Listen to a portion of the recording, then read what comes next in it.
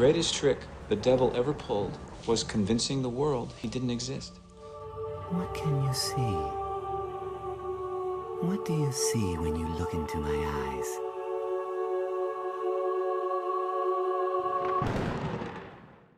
These two aren't just great villains. They're two of the most complete, chilling depictions of monstrosity in manga because they represent opposite ends of the same horrifying spectrum. Johan is the void itself, a nameless erasure of meaning. Griffith is the dream so radiant it burns through every human bond and devours them as fuel. Both feel disturbingly real in ways that reach past the page and ask uncomfortable questions about what we're capable of. Johan mirrors the terror of losing your sense of self, of being nothing beneath the surface. Griffith mirrors the nightmare version of a relentless drive. He's what happens when the dream matters more than the people who believed in you. Johann Lieber is the central antagonist of Naoki Urasawa's Monster, a hauntingly beautiful young man saved as a child by Dr. Tenma, only to become a master manipulator and architect of psychological destruction. He's a philosophical question in human form. What if someone exists who believes they don't exist? What does that person become? Griffith is the charismatic leader of the Band of the Hawk in Kentaro Miura's Berserk, a war hero celebrated as the White Falcon, whose singular dream is to rule his own kingdom. His journey from beloved commander to the demonic God Hand member Femto, after sacrificing his entire mercenary band during the eclipse, is one of the most devastating arcs in fiction. He serves as living proof that ambition, taken to its logical extreme, can become indistinguishable from evil. Both function as gravitational centers in their narratives. Tenma and Guts orbit around them, define themselves against them, and are forever scarred by the attempt to understand or stop them.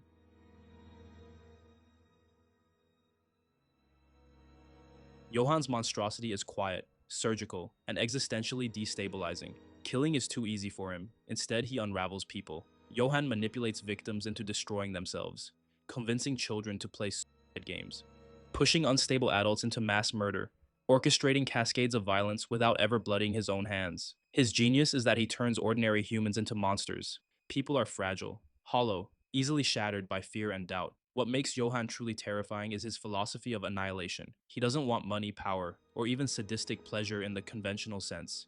He wants to prove that existence is meaningless, that identity is an illusion, that he himself is a non-existent person. This stems from brutal psychological conditioning as a child, being raised in experiments designed to strip away his sense of self, and his mother's apparent preference for his twin sister Anna over him. He was potentially never even given a name by his mother. Johann may have been bestowed later by someone else. Johann has extremely high cognitive empathy. He reads people's desires, fears, and weaknesses with frightening precision, but near zero effective empathy. He understands what will hurt you, but does not feel with you. This split is only possible because he himself is not anchored to a coherent self that could genuinely relate to others. The storybook, The Monster Without a Name, is his spiritual template, but also his tool.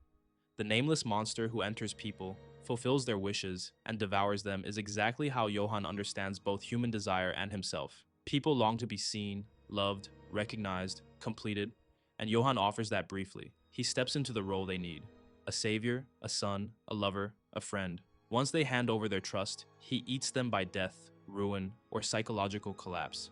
Importantly, he does not do this to construct a new, permanent self out of their remains. He walks away empty-handed. The only thing he accumulates is proof that no one's identity can withstand his presence. Kinderheim 511 completes that annihilation project on a systemic level. Its purpose isn't just to produce efficient killers, it is to mass-produce Johanns. What makes Johann unique is that he escapes the institution, but carries its logic out into the world like a virus. He applies Kinderheim's dehumanizing methodology, not just to children within an orphanage, but to entire communities and social structures. Ruinheim is basically Kinderheim scaled up to a town. You strip away structure, inject paranoia, and he literally proves that under the right conditions, ordinary people will do anything. This leads to a key point. Johann doesn't just want to prove that humans are hollow, he wants to create the conditions where that hollowness becomes visible. He's almost scientific about it. He curates environments, an unhappy household, a corrupt institution, a traumatized individual, and gives a small, precise push. Then he steps back and watches the experiment play out. When someone breaks, he is not surprised. In his worldview, they were always breakable. He just accelerated the inevitable. This allows him to maintain his detached, almost aesthetic relationship with catastrophe. He is not causing evil, only revealing it. The scariest element? Johann looks perfect, beautiful, gentle, intelligent, charming. He's the kind of person you trust immediately, and that's the entry point for his absolute horror.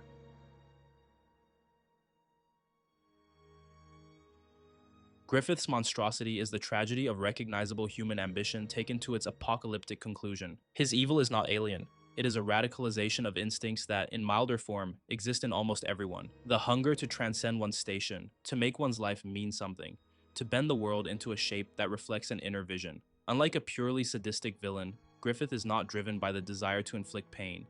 He is driven by the desire to realize a dream at any cost. But that's where he loses his humanity. As a human, he's already quietly ruthless. He owns Guts after defeating him, uses his charisma to manipulate nobles and secure resources, and views his comrades as pieces on a chessboard for achieving his dream.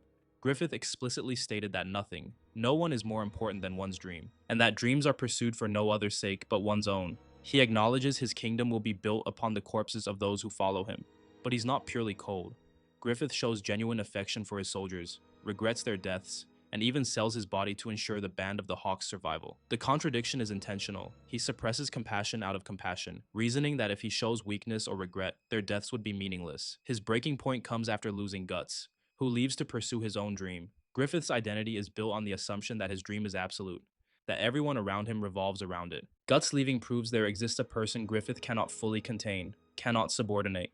It forces an unbearable question. If Guts can walk away, was Griffith's dream ever truly absolute?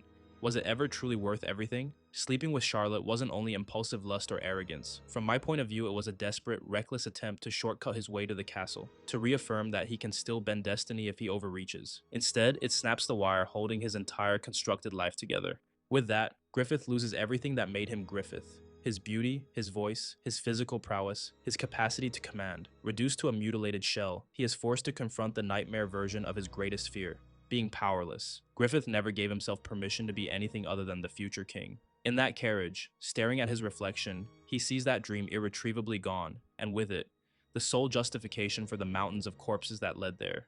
That's the crucial psychological pivot at the eclipse. When the Crimson Behelit activates, the God Hand do not impose a foreign logic on him. They sharpen the logic he has already lived by.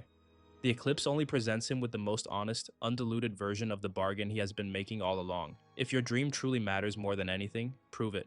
Not just with faceless soldiers on a battlefield, but with the lives of the ones you love most. He utters the words, "I sacrifice," and the eclipse begins. His comrades are branded, devoured by demons, and slaughtered while Griffith is reborn as Femto, a being stripped of all human inhibitions, concerned solely with realizing his dream. His final act of humanity is, doing Casca in front of Guts, an act of revenge for abandoning him, and a symbolic severance of his last human bond. Post-transformation, Griffith, or now Femto, builds Falconia, a utopian city celebrated across the continent, while remaining utterly apathetic to the moral cost. He's terrifying because you understand him. You saw every step that led to this, and parts of that path are uncomfortably human. In the end, Griffith's terror is that he never ceases to be understandable. The building blocks of his fall, which were humiliation, hunger for greatness, refusal to let sacrifices be meaningless, desperate clinging to a lifelong dream, are all deeply human.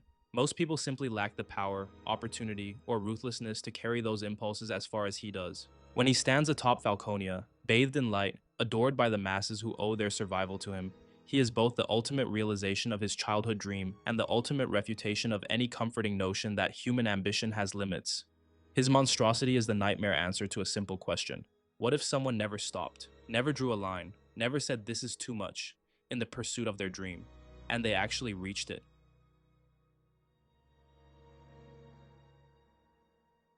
Both represent ideal, crystallized forms of monstrosity, which is why they feel like perfect monsters. Johann mesmerizes individuals into self-destruction. Griffith inspires armies and kingdoms to follow him into hell. Both prove that charisma is a weapon, turning admiration into a tool for annihilation.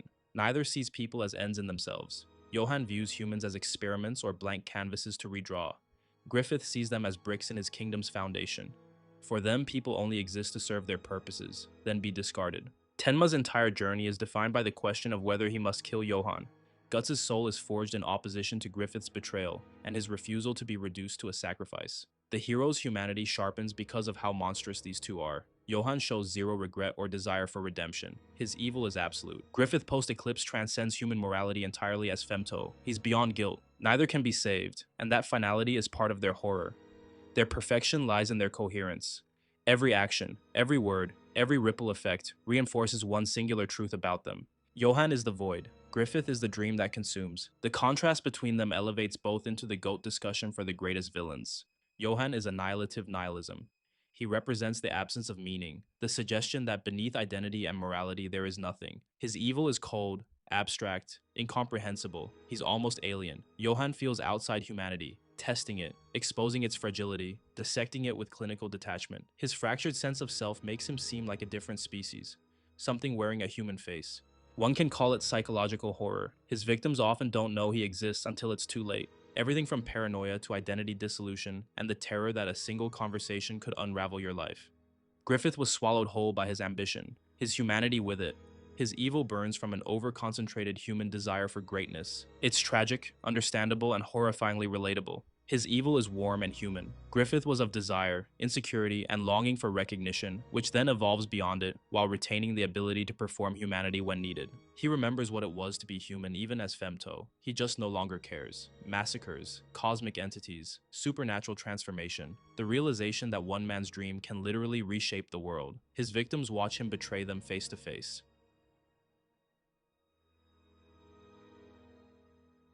One embodies existential dread, the fear that life has no meaning, that you might be no one beneath your name. The other embodies the corruption of hope, the fear that dreams and ambition, things we're told to pursue, can justify any means. If Johann makes you fear your mind being fragile and empty, Griffith makes you fear your heart, your dreams, your ambition, your capacity to sacrifice others for what you want. Together, they represent two existential fears: the fear that you're nothing beneath ambition and intelligence, the fear that what you are, your dreams, your hunger could one day devour everyone you care about. That's why they're perfect monsters. They don't just scare you as a reader or watcher. They scare you as a person who has a mind that can manipulate and a dream that can obsess. They force you to look inward and ask, how much of me is real? And how much would I sacrifice to get what I want?